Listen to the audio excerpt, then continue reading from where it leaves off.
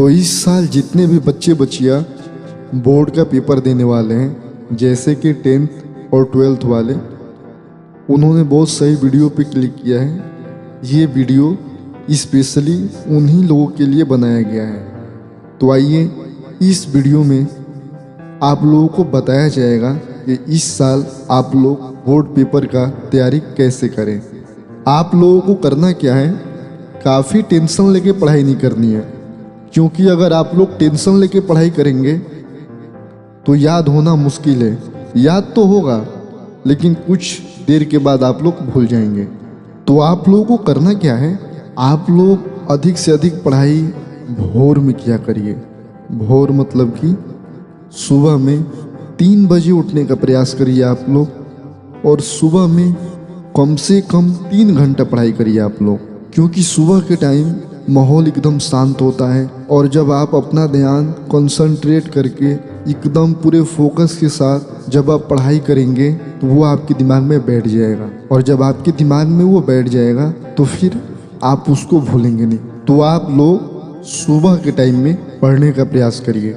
अब आइए हम आपको बताते हैं कि याद करने का सबसे इजी तरीका क्या है। मेरे हिसाब से याद करने का सबसे इजी तरीका है कि आप पेन और कॉपी साथ में लेके बैठिए। एक बार जिस चीज़ को आप याद कर रहे हैं उस चीज़ को पहले पढ़िए, उसके बाद से उसको नोट्स पे लिखिए।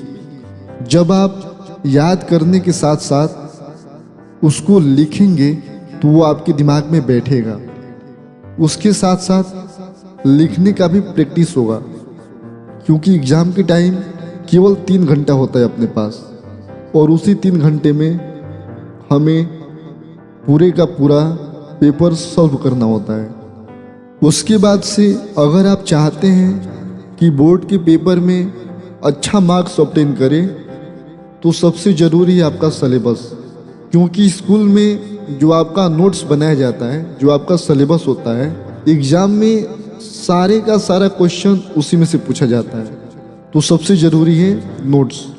अपने नोट्स को चैप्टर वाइज और टॉपिक वाइज पढ़ने का प्रयास करिए और उसको याद करने का प्रयास करिए।